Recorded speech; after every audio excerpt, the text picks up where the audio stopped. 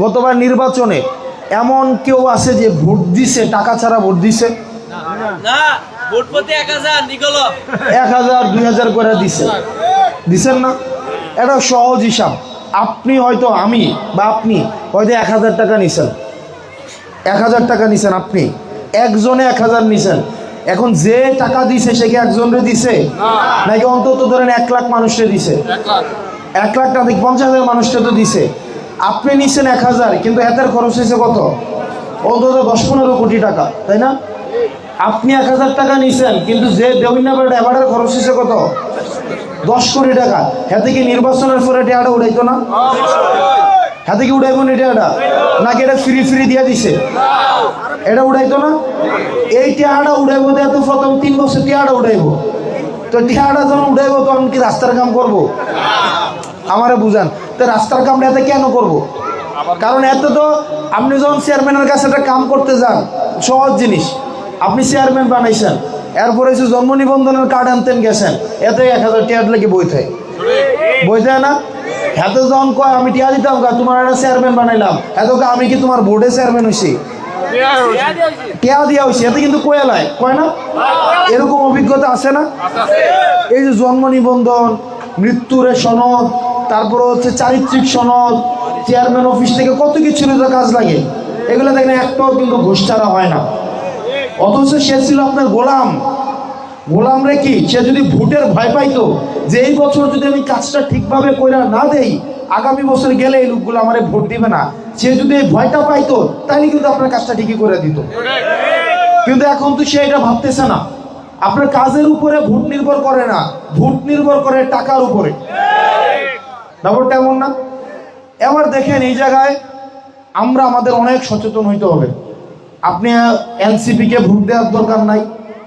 আপনি এই যে দেবিদ্বারের যদি উন্নয়ন চান, আপনি যদি আপনার স্কুল কলেজগুলোর উন্নয়ন চান, রাস্তা দিয়ে যে হাঁটতেছেন, জামাত যে করে সেও এই রাস্তা দিয়ে হাঁটে নাকি?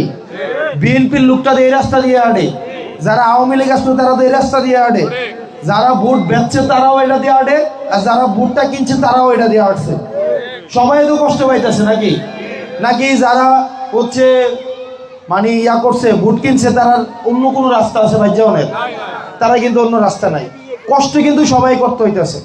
বাজারে যদি জিনিসের দাম বাড়ে, আওয়ামী লীগের সময় কি আওয়ামী লীগের থেকে কম টিয়া রাখছে? কম, তারাও কিন্তু বেশি টাকা দিয়ে কিনতে হয়েছে। সুযোগ সুবিধা সর্বোচ্চ কয়জন পায়? সুযোগ সুবিধা সর্বোচ্চ যারা নেতা পর্যায়ে থাকে তারা পায়। দেশ থেকে কালা পাড়াইছে বলেন, এমপিরা পালাইছে, এমপিরা বিদেশ গিয়ে ছবি দিতেছে না। নেতা কর্মীরা হচ্ছে এখন ফলানের উপরে আছে, ফিডার উপরে আছে, এলাকায় ঢুকতে পারে না, আর নেতা হানিমুনে গিয়ে ছবি দেয়।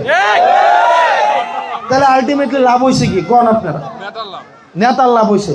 নেতারে কি কেউ কিছু করতে পারছে? যেই নেতা ভোট কেনার সামর্থ্য আছে, এই নেতা টেহা দিয়া বিদেশ পালানোর সামর্থ্য আছে। এখন আপনাদেরকে সিদ্ধান্ত নিতে হবে।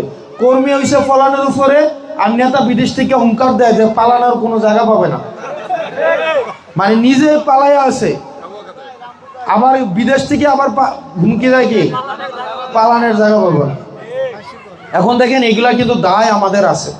একটা কথা আছে যে আপনার কর্ম অনুযায়ী আপনার হচ্ছে নেতা নির্ধারিত হবে। আপনি যদি অসৎ হন, আপনার নেতা হবে অসৎ। আপনি সৎ হলে আপনার নেতা হবে কি সৎ। এখন আমরা নেতা নির্বাচন করার ক্ষেত্রে আমাদের এই জিনিসগুলো হচ্ছে মূল্যায়ন করতে হবে। কারণ দিন শেষে এই রাস্তা আমাদের, স্কুল কলেজগুলো আমাদের। আমরা দেখছি আমার আব্বা আম্মারা দেবিদ্বার স্কুলে পড়ানোর জন্য আমরা গ্রাম থেকে শহরে চলে আসছিল। একটা সময় প্রচুর মানুষ আসতো না দেবিদ্বার শহরে বাসা ভাড়া নিয়ে? দেবিদ্বারে কয় % বাড়িওয়ালা ছিল? হয়তো 5-10% বাড়িওয়ালা ছিল, সব তো ভাড়াটিয়ে আসছিল। এমন আর দেবিদ্বার কিন্তু মানুষ আয়ে না, কারণ দেবিদ্বারে স্কুলগুলোর কোয়ালিটি নষ্ট হয়ে গেছে। স্কুলগুলোতে ওনার ওই পরিমাণ পড়াশোনা হয় না। কলেজগুলা 32% পাস করতে কষ্ট হয়ে যায়। দেবিদ্বার যে কলেজগুলো আছে এগুলার কি অবস্থা? এগুলা কি কারণে হয়েছে? এই রাজনৈতিক প্রতিহিংসা। দিন শেষে আপনি বিএনপি করেন, জামাত করেন, যাই করেন না কেন, দিন শেষে এই দেবিদ্বারটা তো আমাদেরই নাকি? থাকতে হলে আমাদেরই হইতেছে। আপনি ঢাকায় বাড়ি করেন, বিদেশে 4টা বাড়ি থাকুক, জানাজাটা আপনার কিন্তু এনে পড়তে হবে। আপনার বিদেশে 10টা বাড়ি থাকুক, আপনার ঢাকা শহর 4টা বাড়ি থাকুক, কেউ একটা সালামও দেয় না। ঢাকা শহর আপনি সারাদিন আড়েন রাস্তা দেখে একটা সালামও দিতেন আপনারা। দিন শেষে এই জায়গাটা হচ্ছে আপনার নিজের জায়গা। এরপর হচ্ছে আপনাদের বিজিএফ কার্ড আছে, আপনাদের হচ্ছে বিধবা যারা হচ্ছে আছে তাদেরকে বিধবা ভাতা আছে, মাতৃত্বকালীন হচ্ছে যে ভাতা আছে, এগুলো আছে না? কয়জন বলেন রাজনৈতিক নেতা ছাড়া এগুলা পান?